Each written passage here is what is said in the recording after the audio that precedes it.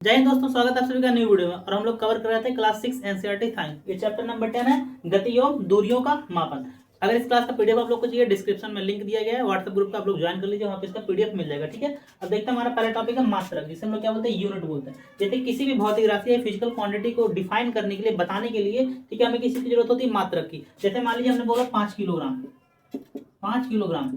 अब देखिए 5 के लिए हमारा क्या होगा, कौन ये क्या बता रहा है, न्यूमेरिकल वैल्यू हो गया। ठीक है, कि मतलब कितना अमाउंट चाहिए। तो ये किलोग्राम बता रहा है कि किसी ना किसी चीज की मास की बात हो रही है, मतलब द्रव्यमान की बात हो रही है। मतलब कि जो मात्रक होता है, अगर इस मात्रक को हम लोग ना लें, ठीक है, तो हम लोग बता नहीं सकते कि कौन सी फिजिकल क्वांटिटी है, कौन से भौतिक राशि की बात चल रही है। जैसे मान लीजिए लोग दूध लेते हैं, तो 2 लीटर। लीटर क्या बताता है, किसी ना किसी द्रव की बात चल रही है। किसकी बात चल रही है, द्रव की बात चल रही है। ठीक है, ये चीज ध्यान रखना है।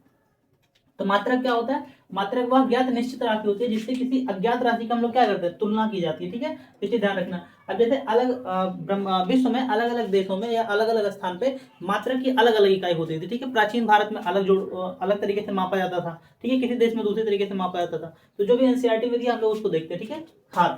ठीक है, जैसे एक हाथ बोलते हैं, तो कोहनी से लेके उंगली के छोर तक का दूरी, यहाँ से लेके, यहाँ से कोहनी से लेके उंगली के छोर तक का दूरी क्या कहलाता था, हाथ कहलाता था। ये कहाँ पे यूज किया था, प्राचीन मिस्र में। सिंपल तो क्वेश्चन पूछेगा, हाथ प्राचीन समय में किस देश में यूज किया था, तो कहाँ पे यूज किया जाता था, प्राचीन मिस्र में यूज किया जाता था।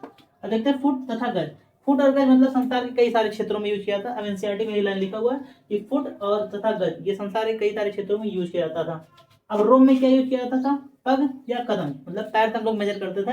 ठीक है, मतलब जो रोम वाले होते थे किससे मेजर करते थे, पग या कदम से। अब प्राचीन भारत में अंगुल या फिर मुट्ठी से हम लोग क्या करते थे, मेजरमेंट करते थे। ठीक है, अब ध्यान रखेंगे मेट्रिक पद्धति क्या होता है। जैसे हम लोग क्लास 9 में जाएंगे, जो पहला चैप्टर है वहां पे हम लोग डिटेल से पढ़ेंगे एमकेएस सिस्टम, एफपीएस सिस्टम और सीजीएस सिस्टम। तो जो एमकेएस सिस्टम होता है उसी को हम लोग मेट्रिक पद्धति बोलते हैं। ठीक है, ये फ्रांसीसी द्वारा इसका विकास किया गया था, कब, 1790 में। ठीक है, तो ये ध्यान रखना। और इसी एमकेएस सिस्टम का ही जो मॉडिफाइड रूप हो गया एसआई सिस्टम, जिसे हम लोग प्रेजेंट टाइम में यूज करते हैं। मतलब अंतरराष्ट्रीय मात्रक जो होता है, सिस्टम ऑफ इंटरनेशनल। ठीक है, मतलब जो अंतरराष्ट्रीय स्तर पर स्वीकार किया गया, ठीक है, वो कौन सा सिस्टम था, एसआई सिस्टम।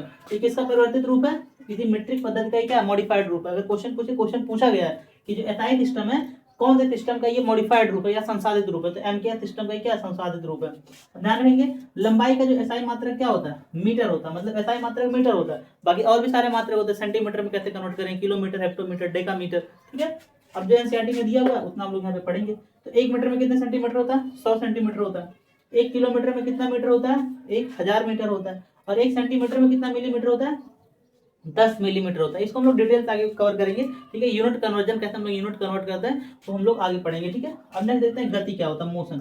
ठीक है, मोशन क्या होता है, किसी भी वस्तु का अगर समय के साथ उसका स्थान परिवर्तित हो रहा है, हालांकि ये डेफिनेशन कंप्लीट नहीं है। ठीक है, मतलब उसका रेफरेंस पॉइंट एक निश्चित बिंदु से अगर उसका पोजीशन, उसका स्थान लगातार चेंज होता रहता है, तो हम लोग बोलते हैं मोशन में। क्योंकि ट्रेन में बैठा हुआ व्यक्ति रेस्ट में भी होता है, मतलब विराम अवस्था में भी होता है, और गति मोशन में भी होता है, और डिपेंड करता है उसके रेफरेंस पॉइंट पे। जैसे ट्रेन में बैठे हुए हम इंसान को देखते हैं तो उसके रिस्पेक्ट में हम लोग तो रेस्ट में रहते हैं, मोशन में नहीं रहते हैं। लेकिन वही जब ट्रेन के बाहर हम लोग कोई पेड़ या कोई गाड़ी देखते हैं तो उसके रिस्पेक्ट में हम लोग क्या है, मोशन में रहते हैं। ठीक है, तो गति क्या होता है, समय के साथ स्थिति में परिवर्तन अगर हो रहा है तो हम लोग क्या बोलते हैं, ऑब्जेक्ट किसमें है, गति में है, मोशन में।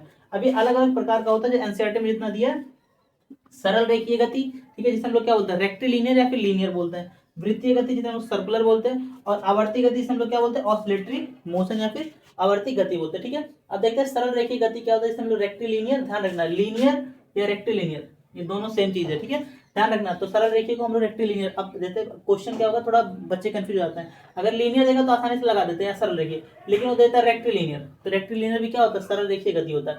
इस कंडीशन में जो वस्तु होता है हमारा सरल रेखा में गति करता है। क्या करता है, सरल रेखा मतलब सीधी रेखा में गति करता है। ठीक है, अब इसका उदाहरण क्या हो सकता है, सीधी सड़क पर गति, मतलब एक सीधी सड़क है, उस पर मान लो कोई ऑब्जेक्ट क्या है, मूव कर रहा है, तो इसका इसका जो मोशन, उसका गति और क्या होगा, सरल रेखीय होगा। गिरते गेंद की गति, जैसे मान लीजिए ये कोई ऑब्जेक्ट गिर रहा है तो इसका जो गति होगा कैसा होगा, स्ट्रेट होगा, मतलब सरल रेखीय होगा।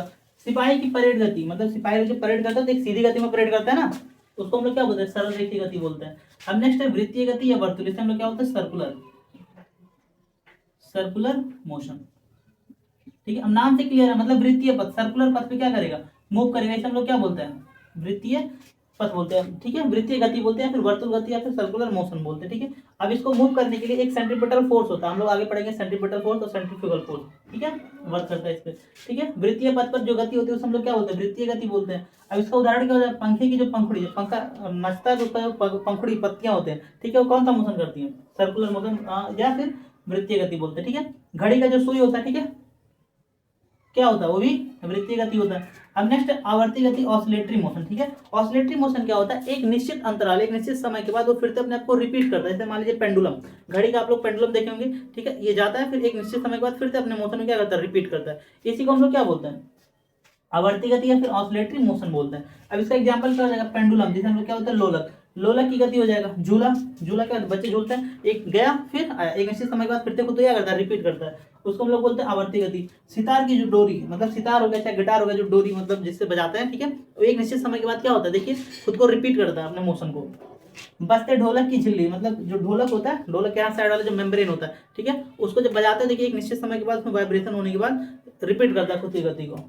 ये सब क्या हो जाएंगे, ऑसिलेटरी गति। अब कुछ ऐसे क्वेश्चन दिए हैं, जैसे सिलाई मशीन जब चलती है तो सिलाई का जो सुई होता है, सिलाई मशीन का जो सुई होता है, ठीक है, ऐसे अप डाउन क्या करता है, मूव करता है, ठीक है, तो ये कौन सा गति कर रहा है उस टाइम, ये आवर्ती गति कर रहा है, ऑसिलेटरी मोशन। लेकिन उसका जो पहिया है, जो पहिया वो कैसे रिवॉल्व करता है, ऐसे ऐसे, ठीक है, ऐसे मूव करता है, उसको हम लोग बोलते हैं वृत्तीय गति। तो सिलाई मशीन की जो सुई होती है वो आवर्ती गति करती है और उसका जो पहिया होता है वृत्तीय गति करता है। हम नेक्स्ट देखते हैं, यहाँ पे एक और टॉपिक है घूर्णन गति। घूर्णन मतलब होता है रिवॉल्व, जैसे जो अर्थ हमारा है सन के अराउंड सर्कुलर पाथ पे तो घूम ही रहा है, मतलब वृत्तीय पथ पे, लेकिन ये अपने एक्सिस पे रोटेट भी कर रहा है, घूर्णन भी कर रहा है, ठीक है, मतलब ऐसे क्या कर रहा है, घूर्णन भी कर रहा है, ठीक है।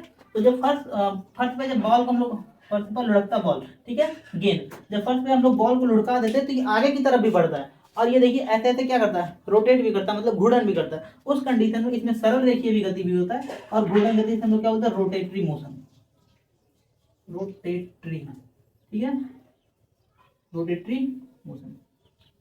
अगर आप लोग चाहें तो इसका स्क्रीनशॉट ले सकते हैं। और वीडियो को कैसा लगा कमेंट बॉक्स में जरूर बताइएगा। अगर वीडियो को पसंद है तो वीडियो को लाइक भी कर दीजिएगा, अपने दोस्तों तक शेयर भी कर दीजिएगा।